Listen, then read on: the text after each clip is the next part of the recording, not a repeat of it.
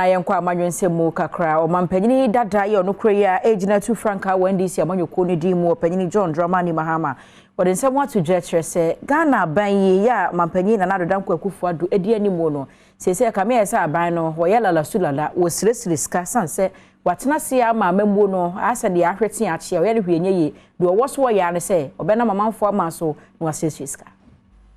Kane mampani John Dramani Mahama ya mprempren ohweso betumi to franka ediama NDC amanyoko no insembia wode ya todwa ene se esanse MPP amanyoko no ehu amemo no so eyi enti no ekame aise de sese no wo mo ya dane asresrefo no ka edeto aso se amena MPP amanyoko no etuye no sese wo mankasa hwe wo mu amnem wode sanse mi todwa babra no ne NDC amanyoko no si ahene ne eto ahene fo edi nkomo ewo kaswa omo tu amrano oma kasa ebeto amrano konna mbiasi nyina pacho se eka omo de no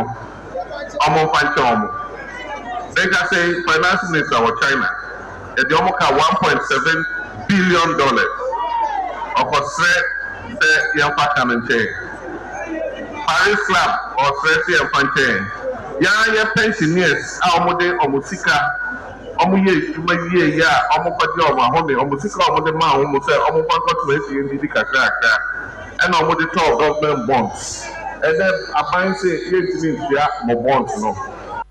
enwachi kane mampanyin John Dramani Mahama esa kadeka ho se Ghana mampanyin na nadodan Akuffo-Addo na aban ne de sese de omo ya ne se obefa nsekan no de komantam ne mantamu akotwetwa homa mu yenya de se bibia so bepie de afimo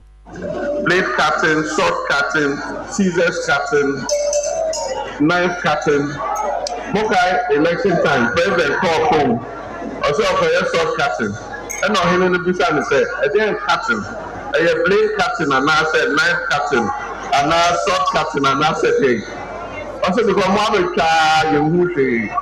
Ampa so sa o no cast no. Ko be you cast sword no. He me not once a men block.